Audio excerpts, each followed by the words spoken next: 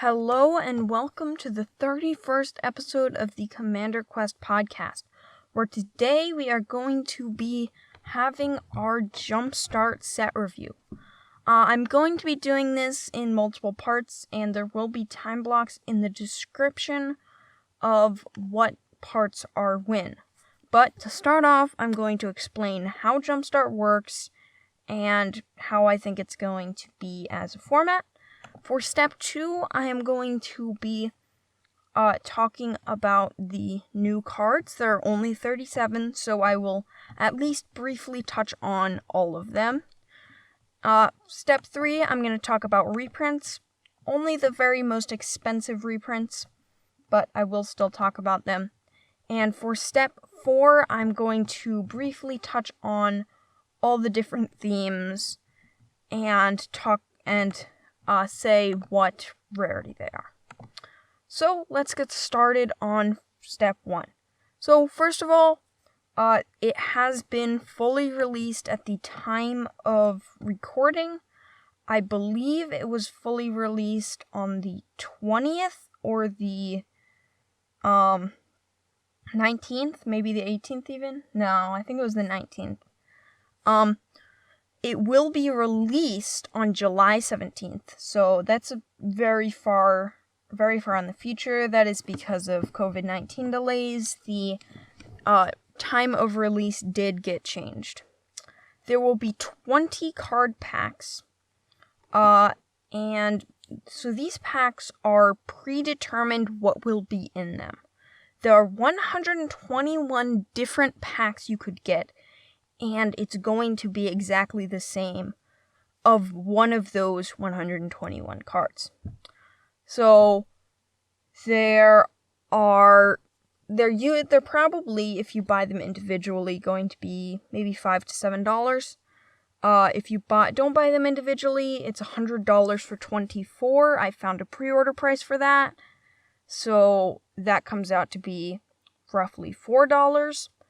But of course, it goes up because you're not buying in bulk, and of course, it goes up just generally. I don't know, that seemed like a really cheap price. I don't think they're gonna be selling for less than $5. Alright, so the way that it works as a format, beyond being able to open packs, is you just get to shuffle them together and then you can play that. There's going to be almost 500 reprints and there are not almost 500, there's 423, that's just what they said, and 37 new cards. There can be one or multiple variations of themes. So, there's the themes, and then there's the pack lists. For the themes, I believe there are 46, and they either have 1, 2, or 4 variations, which determines the rarity of the theme. I don't know why there's not 3, and I talked about this last episode. It's quite strange that there are not 3.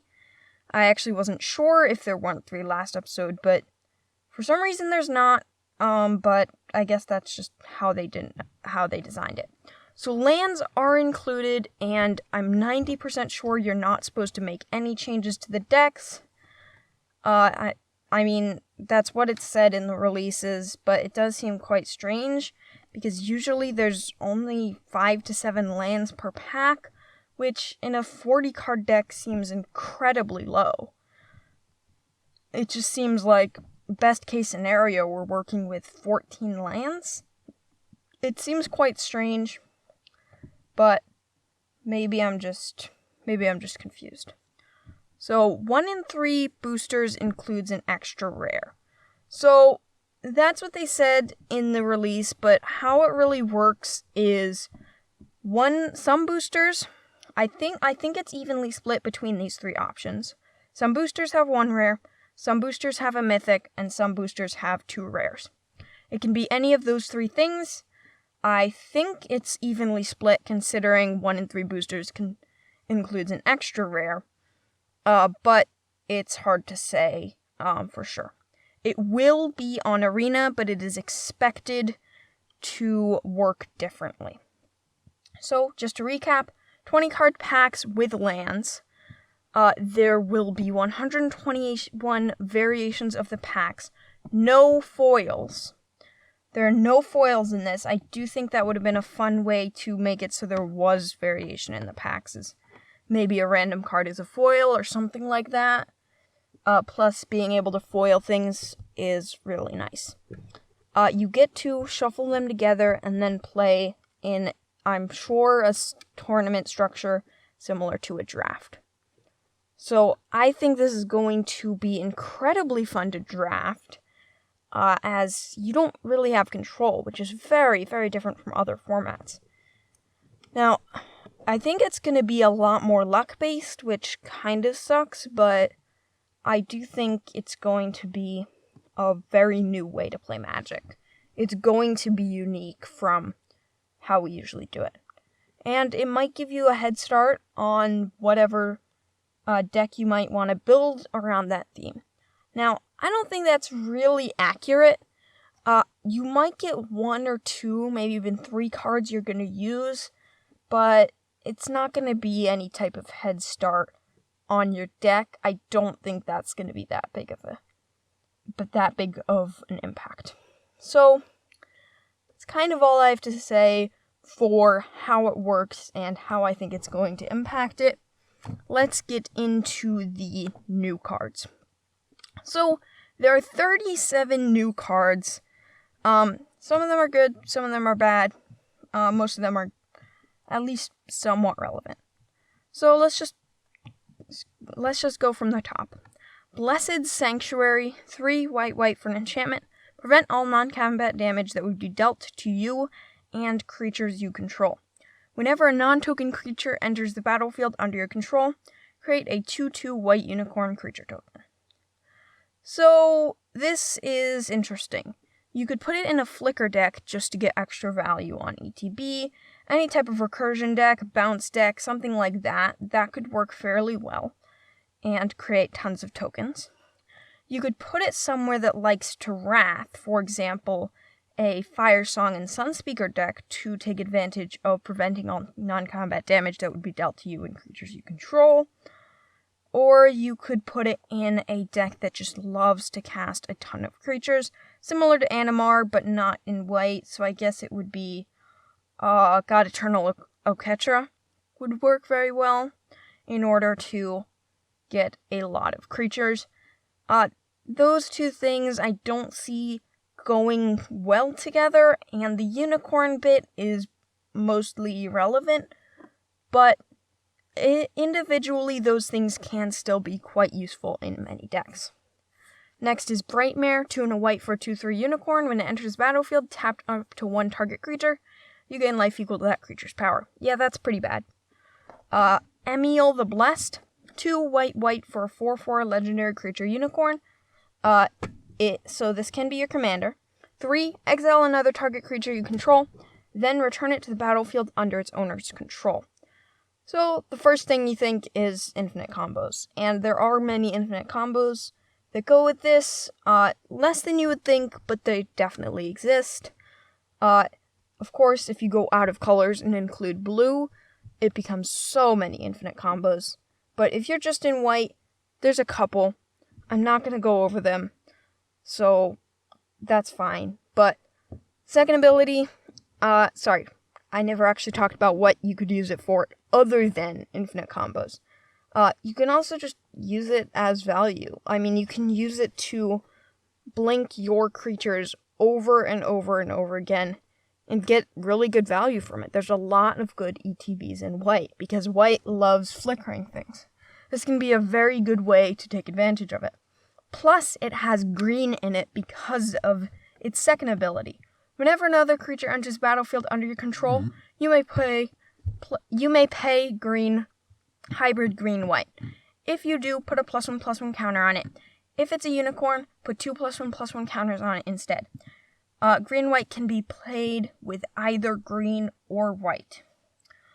So, first, unicorn tribal, some people will build it, but 90% of decks will not be unicorn tribal. I'm just going to tell you that now. Second of all, +1/+1 counter benefits can be relevant, but again, I don't think that's going to heavily be abused, because if you are re-flickering your creatures over and over and over again, it's going to be quite difficult. Especially because you are wanting to save all of your extra mana for Emil, specifically for her ability. Next is Release the Dogs, 3 and a white for a sorcery, create 4 1/1 white dog creature tokens. Okay, it's fine. Making tokens can be good, and if it is in a dog deck, it can be especially good, but I'd say overall this is a pretty weak token producer. Steel Plume Marshal, 3 white for a 3/3 with flying. When it attacks, other attacking creatures you control with flying get +2/+2 until end of turn. This will go well into flying decks and nowhere else. Stonehaven Pilgrim is 1 and a white for a 2/2. When it attacks, if you control an artifact or enchantment, Stonehaven Pilgrim gets +1/+1 and gains lifelink until end of turn. This is just bad, honestly. Supply Runners is 4 and a white for a 2/2. When it enters the battlefield, put a +1/+1 counter on each other creature you control. Putting a +1/+1 counter on each creature you control can be quite useful, but for 5 mana, it's okay. It's a little bit weak, and in a Flicker deck, it's not particularly good either, because you will flicker all of your creatures, therefore losing the value of it. So being able to take advantage of using its ETB multiple times isn't really practical, and it only happening once isn't particularly good. Most of the time, it is much, much better to just play a card that will pump up your creatures temporarily enough for you to win the game. Doesn't matter if your pump is temporary if you have just won the game. It is a dog, which is notable because, of course, dog tribal is becoming a thing, but still is not the best thing.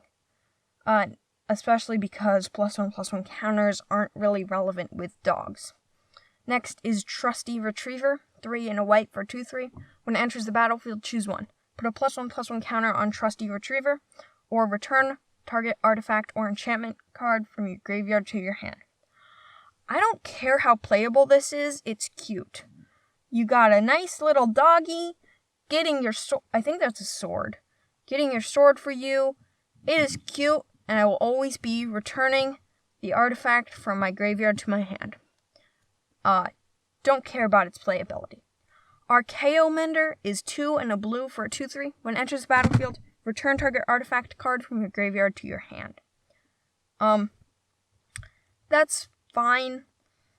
I mean, getting artifacts back can be quite cheap, much cheaper. This is kind of a pretty bad way to do it, but it could work in some specific decks. Brewvac, the Grandiloquent, is 2 and a blue for a 1/4. If an opponent would mill 1 or more cards, they mill twice that many cards instead. So, first of all, this is a great commander for a mill deck. Second of all, Persistent Petitioners. Persistent Petitioners, if you do not know, you can run any number of them, and basically you can tap 4 advisors, and of course the Petitioners are advisors, in order to make an opponent mill 12. Because Brewvac is an advisor, you can tap him, and you can mill your opponents for 24 by only tapping 4 advisors, but really 3 because he is one. So it's just going to be incredibly, incredibly good. Next up is Corsair Captain. 2 and a blue for 2/2. When it enters the battlefield, create a treasure token, and other pirates you control get +1/+1.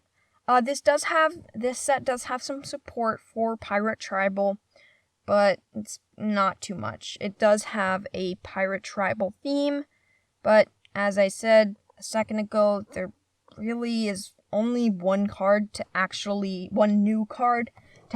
help that out. which is good, but it doesn't change the fact that there just isn't enough support for pirates. So this will go into pre-existing pirate decks. If I can remember what the commander that helms those decks is called. I know it's in blue, black, red. What's it called? Come on. Yes, Admiral Beckett Brass. 1 blue, black, red for 3/3. Other pirates get +1/+1. And at the beginning of your end step, gain control of target non-land permanent controlled by a player who has dealt combat damage by 3 or more pirates this turn. So yes, existing pirate decks will get a hand, but that doesn't solve the problem of pirates. The commander for it already demands an extreme amount of pirates that it can't fill, and having one more lord is not gonna fix that issue.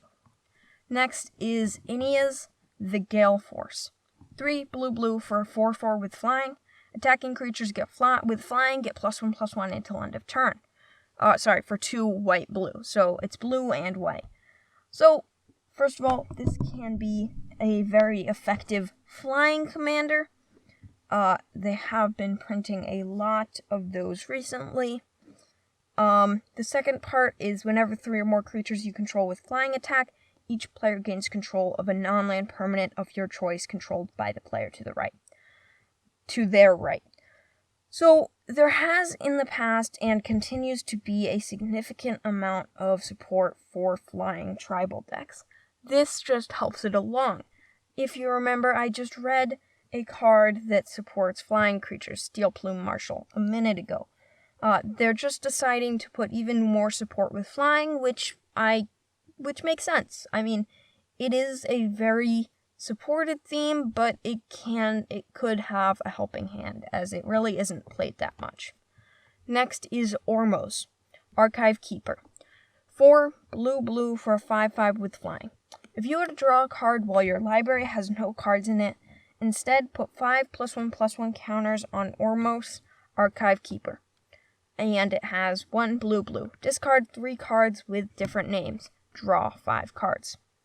So, first of all, as a commander, it can be quite difficult to mill your entire deck in blue. It's not the most difficult thing, but it's also not the easiest thing if you were to add black, for example. So, as a commander, being able to mill your deck could work, but most of the time, if you can mill your deck, it is pretty easy to get a card such as Laboratory Maniac or something similar back to the field and win with that, rather than having to make Ormos 5 +1/+1 counters. I mean, if you think about it, it just doesn't seem that good. First, you have to mill your entire deck. Then you have to have Ormos out. And then you have to draw a card with it. Which, if they destroy Ormos while you are doing that, you will lose the game. Before you do that, rather. You will lose the game. And then your payoff is you get a 10/10. And you can't stop yourself from drawing that card in order to get rid of the risk. So, I mean, sure, the first time we get 10, the second time we get 15. That's 2 hits. Third time we get 20. Again, 2 hits again. And the fourth time we can just kill the person. But that's taking us a total of 5 turns. Our opponents are getting to draw 15, 3, 6, 11 cards. Our opponents are going to draw 11 cards looking for removal that will literally kill us in the process of us trying to win. And that completely disregards the fact that they could have already had removal. And the second ability, discard 3 cards with different names, draw 5 cards. I mean, it's gonna be pretty easy to do for 3 mana, and you can easily take advantage of that. I don't know. The first ability, I think, is bad. The second ability, I actually might think is going to make it playable. Being able to draw 5 cards can be incredibly useful for triggers and for decks such as the Locust God. This could go very, very well in there as a don't lose the game condition, a beater with flying, and a way to draw 5 cards for 3 mana. I mean, if you're playing it as the commander, you do have to deal with the fact that you only have islands, which can be difficult, but it shouldn't be too difficult to diversify your land base. I don't think this is great, but I do think in some cases it can be useful for that second ability. For the first one, I just don't think that's it. Next up is Scholar of the Lost Trove. 5 blue for a 5/5 with flying. When it enters the battlefield, you may cast target instant, sorcery, or artifact card from your graveyard without paying its mana cost. If an instant or sorcery spell cast this way would be put into your graveyard this turn, exile it instead. So, this is 7 mana to get a 5/5 flying Sphinx. First of all these Sphinxes, just the 2 Ormos and Scholar of the Lost Trove, can go into the Sphinx commander that I cannot for the life of me remember what it is called. But beyond that, being able to recur things can be valuable, but I don't know if it's worth that amount of mana. In a Flicker or Blink deck, this would be incredibly powerful, but if it's not there, it just seems a little bit weak. It could definitely work if you are in a deck that likes to cast large spells, but for some reason they have to go to the graveyard. Can think of a couple, but not in the right colors. So it could work. Not necessarily in too many decks, though, which is okay. I think it's good to have niche things. Next is Kells, Fight Fixer. 2 black for a 4/3 with Menace. Whenever you sacrifice a creature, you may pay hybrid blue-black. If you do, draw a card. Blue-black can be paid with either blue or black. 1, sacrifice a creature. Kells, Fight Fixer, gains indestructible until end of turn. So, first of all, we think of all the other creatures that have this ability. Sometimes they don't even make us pay mana. But what makes this stick out? The thing that makes this stick out is 1, we have to pay mana, which is a downside. And 2, the important thing and the upside is it doesn't say non-token. You can sacrifice all the tokens you want. And you're in blue-black. In blue, it is relatively easy to make 1/1 flying creature tokens. Not that easy, but it can happen. And in black, it is also incredibly easy to make tokens. You can produce a lot of creatures. And having the ability to sacrifice those and then pay blue-black to draw a card is incredible. First of all, just the fact that we do have a sacrifice outlet on a commander is awesome. Sadly, we do have to pay a mana for it, which is really bad, really annoying. But it still can lead to some combos. Having a second sack outlet would be much, much better, though, because we don't have to pay that 1 mana. Having to only pay 1 mana to draw that card rather than 2 would make a huge, huge difference. Not only would it probably double the amount of creatures we can sack for draw, but it would do more than that because of not even balance in our creatures. So, in the amount of mana we have. So, I think it would be incredibly good if built correctly, but if you're not careful and you don't think about what you expect, you could be disappointed. Nocturnal Feeder is 2 and a black for 2/1 with flying. When it dies, each opponent loses 2 life and you gain 2 life. Yeah, that's pretty bad. I'm redacting my statement from earlier that I'm going to go over all these cards. I've been reading too many useless cards. I'm just going to skip those. But I will be talking about some of the not great cards. I'll just cut out the completely useless ones. Next is Tiny Bones, Trinket Thief, 1 and a black for 1/2. At the beginning of each end step, if an opponent discarded a card this turn, you draw a card and you lose 1 life. 4 black. Each opponent with no cards in hand loses 10 life. This is incredibly good. We have to figure out how to farm in a way that we can get as many cards as possible that make each of our opponents discard a card, especially at instant speed.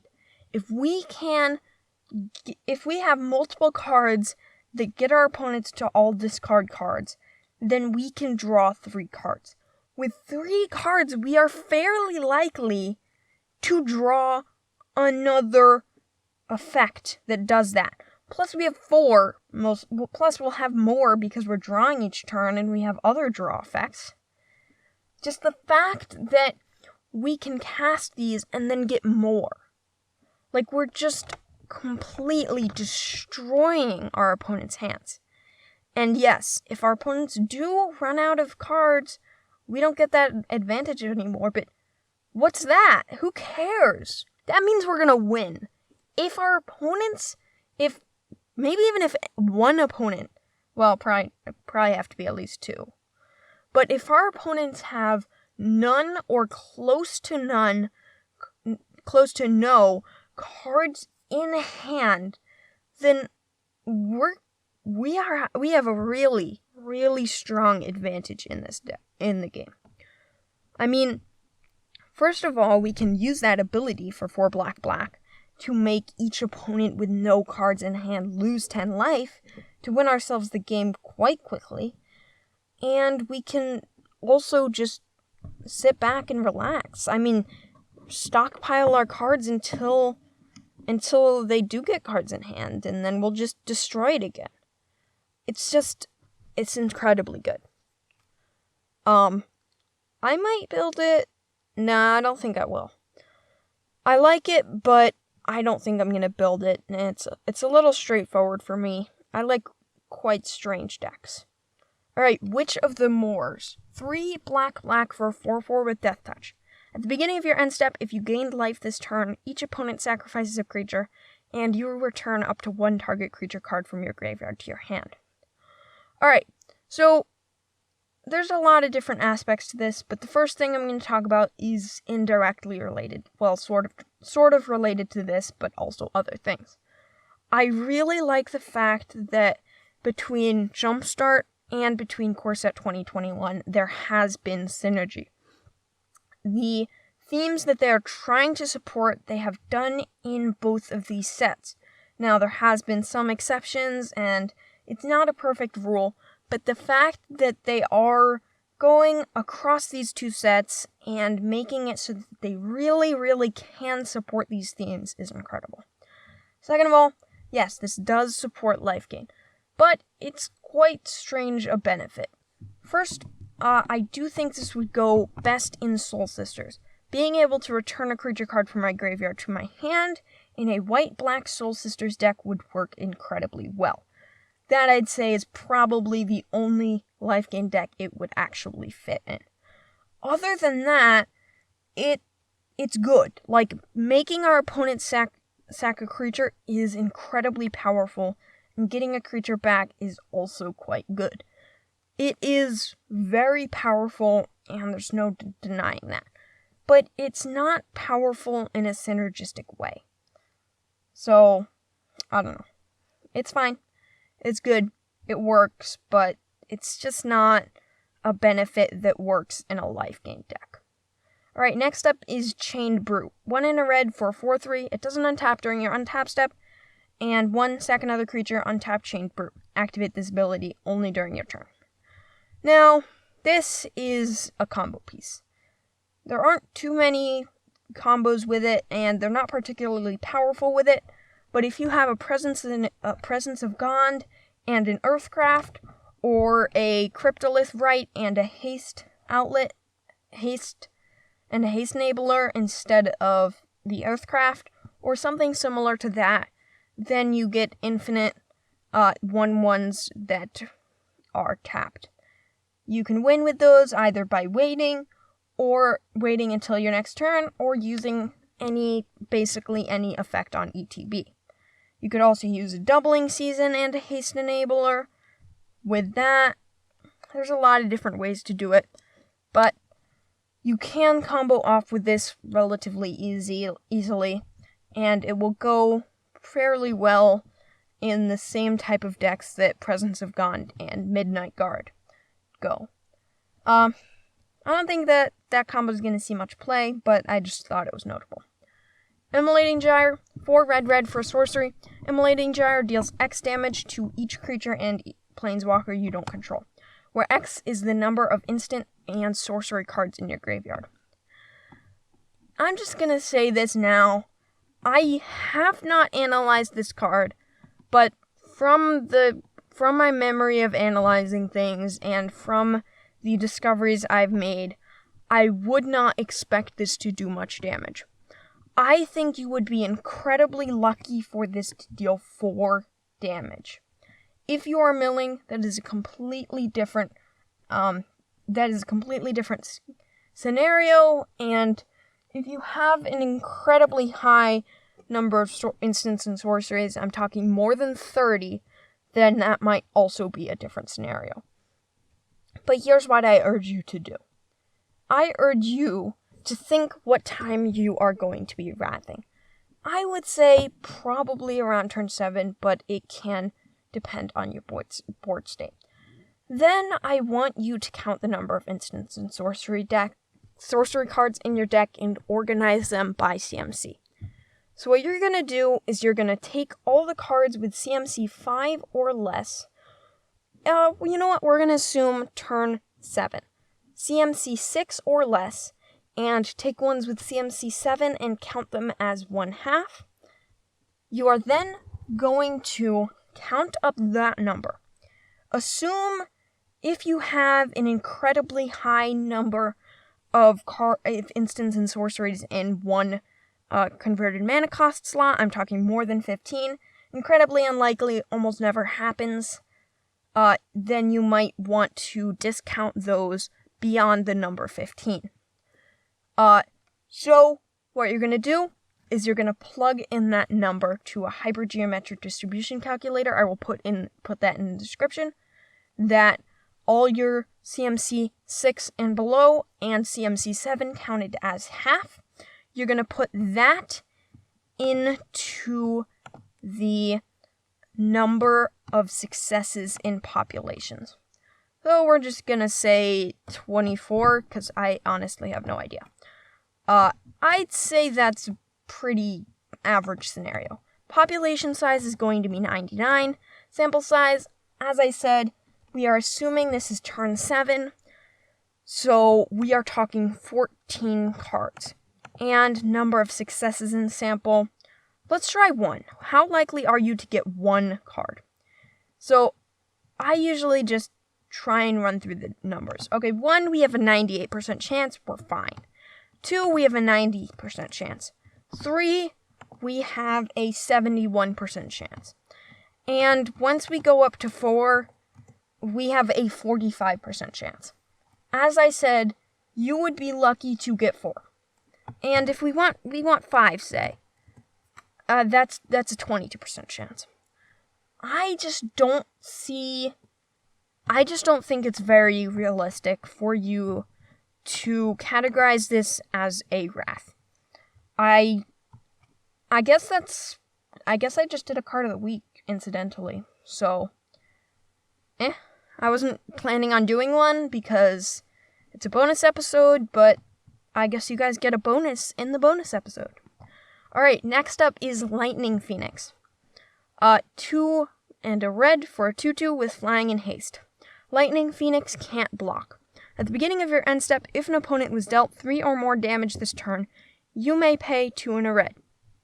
You may pay red. If you do, return Lightning Phoenix from your graveyard to the battlefield. I think this is the same as just about every other Phoenix. It's pretty irrelevant in Commander, but might be relevant in other Eternal formats. It just seems kind of inconsequential. Having a 2/2 with flying and haste that can come back doesn't really matter if you get it back. Alright, next up is Muxus Goblin Grandee. 4 red for 4/4. When Muxus Goblin Grandee enters the battlefield, reveal the top 6 cards of your library. Put all goblin creature cards from among with converted mana cost 5 or less from among them onto the battlefield, and the rest on the bottom of your library in a random order. Whenever Muxus attacks, it gets +1/+1 until end of turn for each other goblin you control. So, first notable thing is there are a significant number of goblins that will search your library for goblins and put them on top of your library. Particularly one which can search for any number and put them on top of your library in any order. That can be incredibly powerful. So being able to get a ton of goblins out is incredible, and I do think this is a very unique way to play goblins. Usually, it is just all about getting all the goblins you possibly can. And it's goblins, you can't really change that. But I do think it is a little bit unique with the added top of library manipulation aspect. Plus, being able to potentially win with Voltron and, kill one player with Voltron, kill one player with tokens. That's usually how these things work. It can be incredibly powerful. Alright, next up is Sethron, Hurloon General. 3 red for legendary creature Minotaur Warrior, 4/4. When Sethron, Hurloon General, or another non-token Minotaur enters a battlefield under your control, create a 2/3 red Minotaur creature token. 2 hybrid black-red. Minotaur creatures you control get +1/+0 and gain menace and haste until end of turn. Actually, it doesn't say Minotaur creatures you control, it says Minotaurs you control. So you know what I'm going to check? I'm going to check if there are any Minotaurs that are not creatures. Let's do that Scryfall search real quick. I'm considering doing a... Oh, I must have typed it wrong. No, I didn't type it. Yeah, there's none. That's sad. I was gonna say you could give a non-creature card, menace and haste and +1/+0, which isn't really unique, but I just think it's fun to do that type of thing. I'm considering doing a bonus episode on Scryfall syntax, but I'm certainly not going to do that now because I just did basically 3 episodes in a row with Core 2021 set review, Jumpstart set review, and the normal weekly one. Next is Spiteful Prankster. 2 and a red for 3/2. As long as it's your turn, Spiteful Prankster has first strike. Whenever another creature dies, Spiteful Prankster deals 1 damage to target player or planeswalker. So, that is good. It's good to have a way to deal damage off of death, and it can help with a lot of infinite combos. Other than that, it's pretty mediocre. I mean, getting value off of them can be good, but not particularly in red. Next up is Zerzoth, Chaos Rider. 2 and a red for a 2/3. Whenever an opponent draws their first card each turn, if it's not their turn, you create a 1/1 red devil creature token with, when this creature dies, it deals 1 damage to any target. And whenever 1 or more devils you control attack 1 or more players, you and those players each draw a card, then discard a card at random. So, there's a lot of different things this can do. First of all, this can be a devil tribal deck, which is very needed. Second of all, it can be a way to manipulate card draw, which is also very needed in those colors. could work. It could definitely work. And it could just be a mix of the two. I think this could be a fun and interesting Chaos deck rather than, honestly, most Chaos decks. With the exclusion of coin flipping. A lot of Chaos decks will just love to mess with everyone and just have no idea what is happening. This, yes, it has an aspect of that, but there is some control. There isn't just total mayhem with no one having any idea of what is happening and having any ability to plan. Chaos decks can almost be like stacks decks sometimes, and I don't think this really has that aspect. Next up is Allosaurus Shepherd. Green for a 1/1, creature elf shaman. Can't be countered, and green spells you control can't be countered.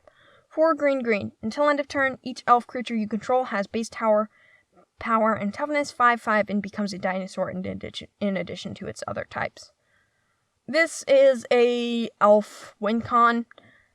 I'd say overall it's a semi-bad. It's a mediocre elf win con.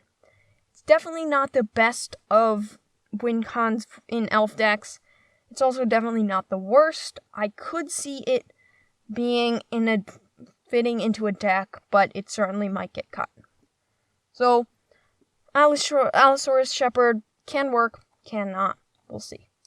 Branching Evolution. 2 and a green for an enchantment. If 1 or more +1/+1 counters would be put on a creature you control, twice that many +1/+1 counters are put on that creature instead.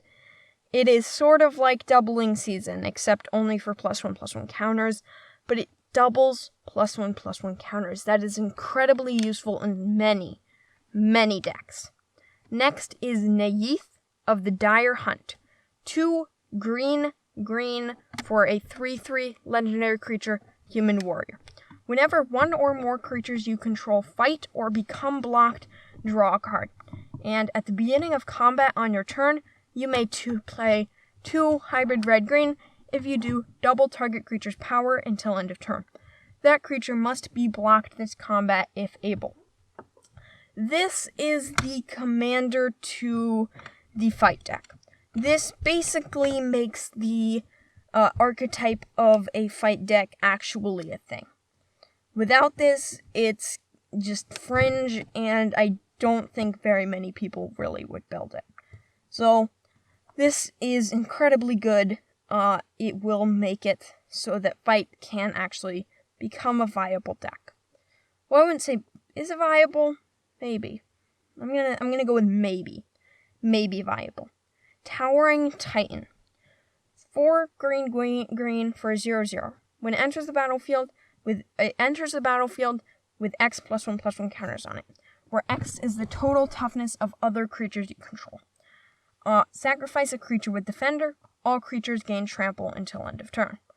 So, this just goes in a Defender deck. It can work incredibly well if you don't have a Defender, a thing that can let your defenders attack, or it can just effectively double the attack capability of your board, or be much more than double because your defenders can't attack.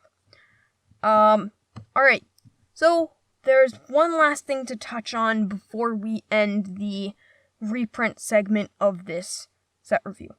Thriving Bluff, Thriving Grove, the Thriving Cycle. So these are lands that enter the battlefield, and they have tap, add 1 color, so it's either white, blue, black, red, or green, or 1 mana of the chosen color. When they enter the battlefield, you choose a color other than the color that they can tap for. So they're basically better tap lands. They can be definitely used, and they're going to be cheap. I think they are going to be middle of the road lands.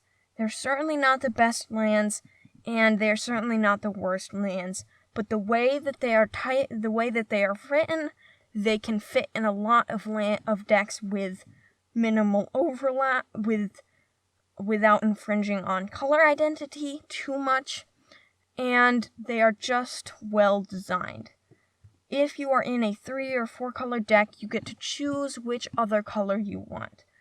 I think this is really good because it fills its niche. It is one of the best super budget lands, and it always will be. These are not going to be in super high demand. And they're definitely one of the worst, honestly, lands just because of the fact that they enter tapped. But that's okay. They can still work very well. Alright, next up are the reprints.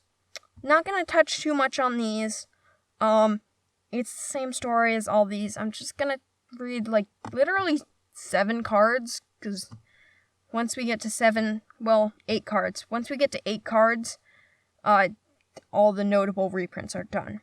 Craterhoof Behemoth. 4 green for a 5/5 with haste. When it enters the battlefield, creatures you control gain trample and get +X/+X until end of turn, where X is the number of creatures you control. And it's a 5/5.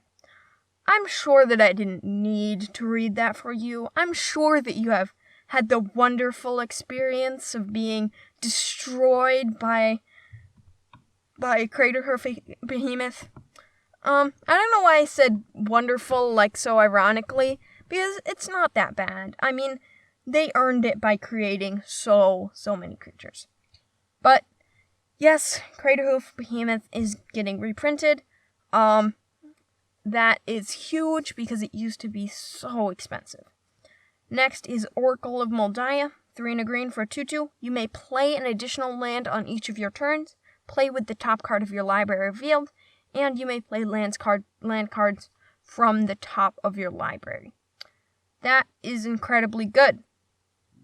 I mean, yeah, it's great. Cheaper now. Shieldred, Whispering one. 5 black for 6/6 with Swamp Block. At the beginning of your upkeep, return target creature card from your graveyard to the battlefield. At the beginning of each opponent's upkeep, that player sacrifices a creature. Honestly, I'm surprised that this is expensive. But I guess it was. So, okay. Rhystic Study. 2 and a blue for an enchantment. Whenever an opponent casts a spell, you may draw a card unless that player pays 1. That is insane. That is just wonderful. That used to be so expensive, and now it's going to be so much cheaper. Ghoul Caller Disa. 3 black for a legendary creature human wizard. Black, tap, sack another creature, create X 2/2 black zombie creature tokens, where X is the sacrificed creature's power. Again, not sure why that was so expensive, but I guess it was. Kira, the Great Glass Spinner. 1 blue for a 2/2 with flying. Creatures you control have, whenever this creature becomes the target of a spell or ability for the first time each turn, counter that spell or ability. Great. Good protection, will be cheaper. Riptide Laboratory. Land, tap, add colorless. 1 blue, tap, return target wizard you control to its owner's hand. Again, cheaper now. That's going to be great. Great for decks with a wizard as a commander that can either be recast for value or more likely just used as incidental protection. And the last card I have to talk about, which is surprisingly low on this list, but I know it used to be at least $20. And I know a lot of these definitely don't seem like they used to be $20. Herald's Horn, maybe about most games you'll probably get a creature from it, but don't expect more than that. Alright, and it is time for the last category. This episode has gone, I believe, this episode is a lot longer than I thought. I thought this was going to be a nice short set review so I could chill out after having a 2-hour episode and then I guess the last one was only half an hour, so I'm not sure when this is going to release. Yeah, no, this is probably going to release on about Tuesday, so whatever. Point is, this is a long episode, and that's annoying because I'm trying to do things other than work on the podcast, which is basically what I've been doing for 2 weeks straight. Because of all these new sets. Alright, so, first category, Above the Clouds. So, Above the Clouds has 4 decks, 4 packs, whatever. I'm gonna call them decks, because that's what Wizards articles call them. So, it has 4 decks, so it is a common theme. Again, I think I'm just gonna talk about what the categories are and how many decks they have. So, it's support for creatures with the keyword flying. In whatever way it could be. Angels. It's angel tribal. Any creature with the type angel, support for that. And there are 2 decks within that category. Archaeology is basically recursion, is what they say it is, but it's actually artifact recursion. There are 4 within that type, so that is a common common deck, common something, I don't know. There is Basri, which, not sure, it's just like cards that work with Basri, which is a planeswalker from it, so it's pretty weird. There's only 1 in that category. There are cats, which there are 2 decks for, so that is an uncommon. It's just cat tribal. There is Chandra, which is cards that work with the Chandra planeswalker. There's only 1 of that. There is Devilish, which is devil tribal. There are 4 of that. There is Dinosaurs, which is dinosaur tribal, which there are 4 of that, so it's common. There is Discarding, which is cards that work with making your opponents discard cards, which there are 2 of that. There is Doctor, which is life gain. There is Doctor, which is life gain, and there are 4 of that. There is Dogs, again. I'm probably confused. I feel like I remember Dogs already seeing Dogs, but I'm probably just confused. There's Dogs, which is dog tribal, and there are 2 of that. There is Dragons. What just happened? I'm so confused. Oh, okay. There are Dragons, which are 2 of that, which is dragon tribal. There's Elves, which is elf tribal, and there are 2 of that. There is Enchanted, which is auras, anything that works with auras, and there are 2 of that. There are Feathered Friends, which are flying related things, but in white, I think. Yeah, I think that's what it is. There are 4 of that. There is Garruk. I think the other flying was in blue exclusively, so that's interesting. So some themes are actually extra common because they don't overlap in colors. So some themes might even have 8 decks really that go with it if you're willing to mash together colors, which of course it's not really a choice, but that's honestly an interesting revelation. There is Garruk, which is cards that work with the Garruk planeswalker. There is Goblins, there's only 1 Garruk, of course. There are 4 Goblins, and it's just cards it's just Goblin tribal.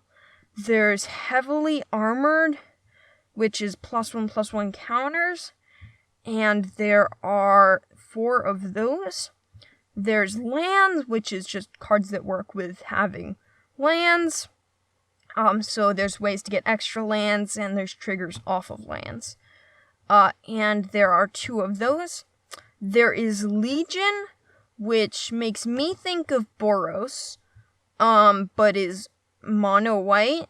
Honestly, I'm not sure what this is supposed to be. It has Path to Exile. It has, I don't know what it is.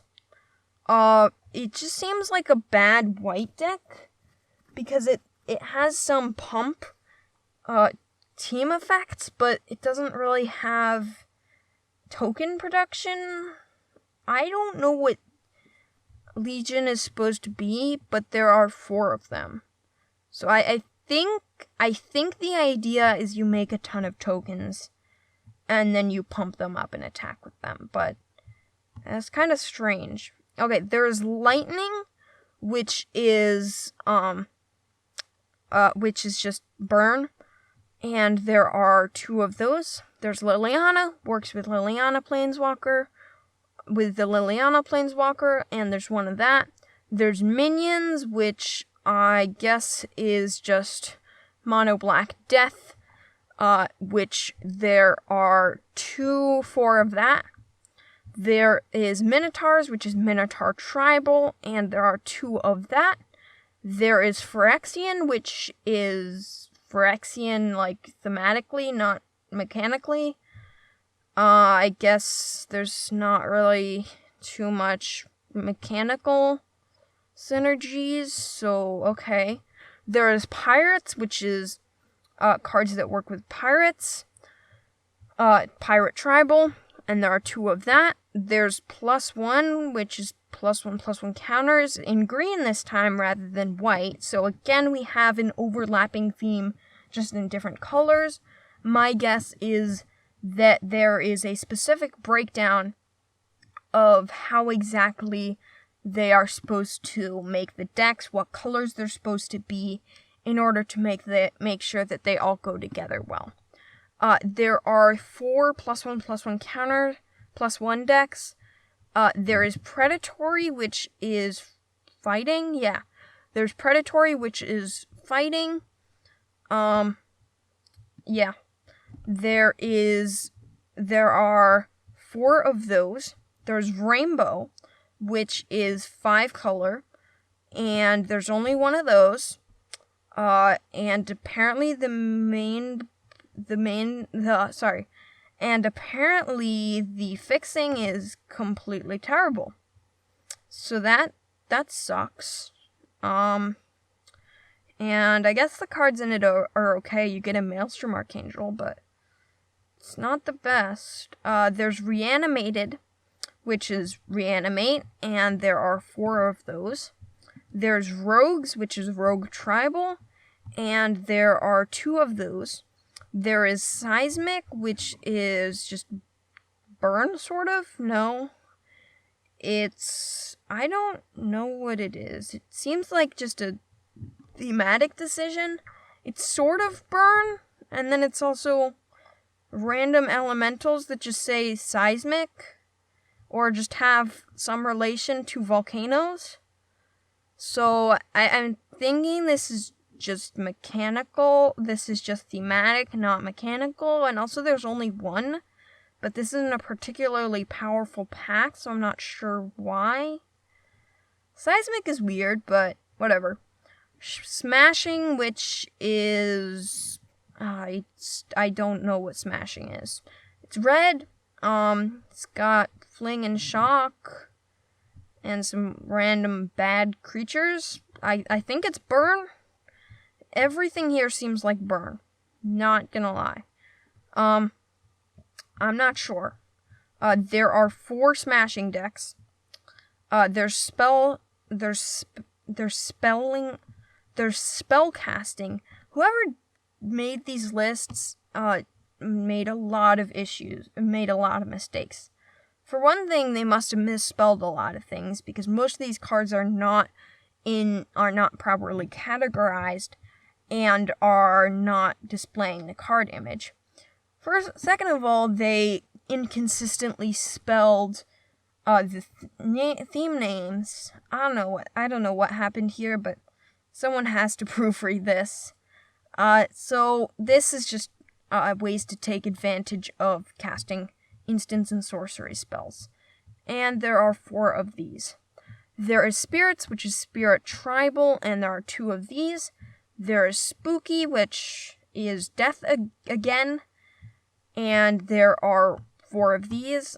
Honestly, one thing I'm noticing here is these themes, they've stuck with this 1, 2, 4 pattern, but a lot of them are the same thing. It seems as if the themes aren't really the actual themes, it's the themes within this specific color. And I'm pretty sure we've already had black.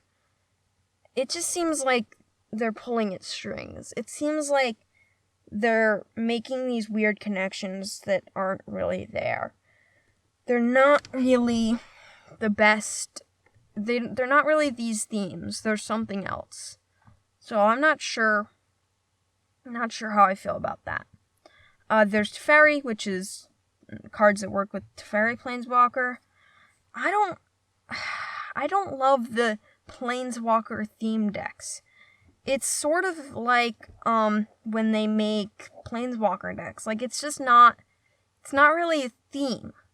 Like, okay, so I have this card that searches my library for a Planeswalker for me.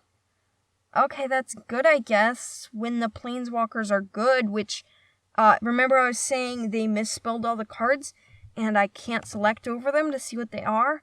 Yeah, I can't see any of these Planeswalkers. So, I don't know. I don't know if they're good or not. And then there's also just these random, oh yeah, you also have a lot of cards that say the word Teferi on them. That's not synergistic. It's just it's just you hoping your Planeswalker's gonna win the game for you. It isn't even that good. So why is it mythic? It's like they've drawn this illusion of better value, more powerful deck with the rarity of them, but half of them are used multiple times, and the rarities don't even seem to reflect that. It's weird. Tree Hugging. Tree Hugging is draw and ramp. So Tree Hugging is just green. That's another thing. Some of these themes aren't themes. They're just the color. Like, it's just like a random selection of cards that are mediocre in this set color. So that's pretty weird. This reminds me of Pack Wars, actually.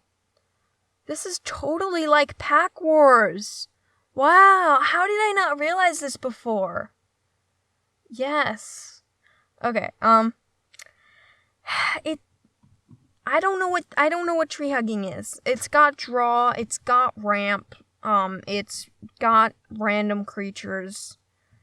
So I guess it's just green. That's just the only thing. You know, it's got random pump. It's got some artifact enchantment or creature with flying removal. So just green. There's Under the Sea, which is, you know what? I'll give them this one. This is an underwater thematic deck. But I just feel like these thematic decks are strange. I mean, I feel like the thematic things are better to be built by the players. Now, hear me out, okay? Of course, it is very important for Wizards to make lore. But what lore people like is up to them. The connections that they enjoy are up to them. In this type of thing, I don't think it's up to you to be spoon-feeding us this thematic thing. And I think it's an excuse for them to just throw in some blue cards with no theme. I mean, I just don't think this is the way to be giving us thematic things. I think you guys should be giving us lore. And cards that fit within that lore. Not cards that just are thematic. Like, I don't even think Jumpstart has any lore. So, I don't know. There are 2 Under the Sea decks. Okay, there is a Unicorn deck, which is Unicorn Tribal. There is 4 Vampire decks, which is Vampire Tribal. There's a Walls deck, which is Wall Tribal. There is a Books deck, which is Books somehow. Again, what is Books? Like, it's books. It's just book themes. And half these cards don't even... I guess it's just draw. Yeah, it's draw. What am I talking about? It's not... I mean, it is books. Like, they've got these islands with books. No? What? I'm so confused. I'm not sure whether they specify which island to show, but pretty sure it's supposed to be islands with books on them because I did see that as art and it looks beautiful.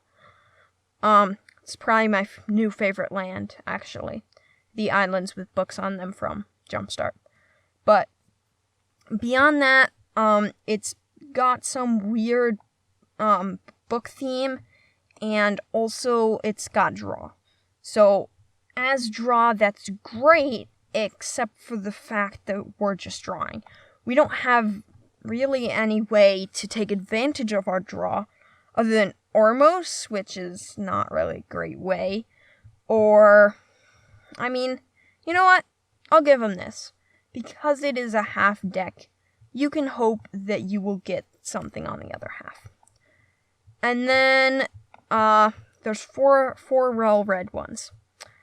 Then there's Witchcraft, which is, I am not sure again. I mean, they have Bogbrew Witch, Festering Newt, and they have Bubbling Cauldron. So they have that, synergy. They have a food, sub-theme, and they have a life gain sub-theme, and they have like a witch thematic thing. I really don't know what's happening with this. It doesn't work very well. It just seems like lots of witch thematic cards, maybe. It just seems like lots of random card stuff together. Alright. Wizards, there are two Witchcraft decks. Wizards, I'm assuming is Wizard Tribal. Yeah, it technically is. It is Wizard Tribal, except there's nothing that actually works with wizards. I think it's actually Instant and Sorcery Tribal, maybe? Yeah, it's actually Instant and Sorcery Tribal that has a lot of wizards. Because there's literally nothing that synergizes with wizards, and there's lots of instants and sorceries, and things that synergize with instants and sorceries. Alright, that is all of the deck lists. I will leave links in the description to the hypergeometric distribution calculator if you want to do the calculation I was talking about earlier with Ormos. I will leave links. I will leave a link to the deck lists. I will leave a link to the full set, unorganized, uncategorized into deck lists, and with no overlap. And I will leave a link to the set, only reprints ordered by price, USD, US dollars. You can change it to CID or whatever currency you're using if you want that. And I will leave links to everything that is not a reprint. Thank you for listening, and I'll see you next time. Thanks for listening. Don't forget to subscribe if you enjoyed for more. Like or rate my podcast depending on which platform you are on. Comment or write a review, again, depending on which platform you're on. Hit the notification bell if you are on YouTube, and share it with your friends. In order to contact me, there's a lot of different ways to do it. Mainly, you can do it through email, which is gryffindont@gmail.com, link in the description, of course. Or through my Discord server, link in the description. You can PM me, or you can just @ me in the server. You can also, if you really want, you can comment. I will probably respond, but that's a really weird way of contacting me. Also, that only works on YouTube. Not sure why you would do that, but if you really want to, you can send me a voice message, which there will be, again, a link in the description, and I can include this message in my podcast. I'm sure that I will. If it is a good question, I will probably add a listener question segment if I get a reasonable amount of questions. Next, deck links will be included for whatever decks. If I even talked about a deck this episode, I almost definitely did. They will be included in the description. You can look at other decks I've built for the Commander Quest on my Commander Quest Architect, link in the description, or at Commander Quest.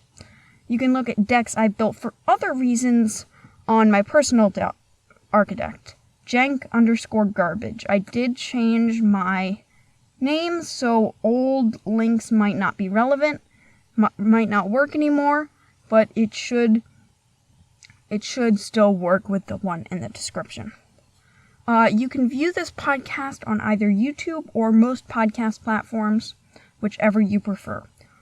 If you want to find my podcast on another platform, you can go to my website, link in the description, and there will be links within that. And for the last time, there are links to all of those things I just talked about within the description, and a hypergeometric distribution calculator, which is a way that I can help calculate for card of the week. Thank you for listening, and I will see you next time.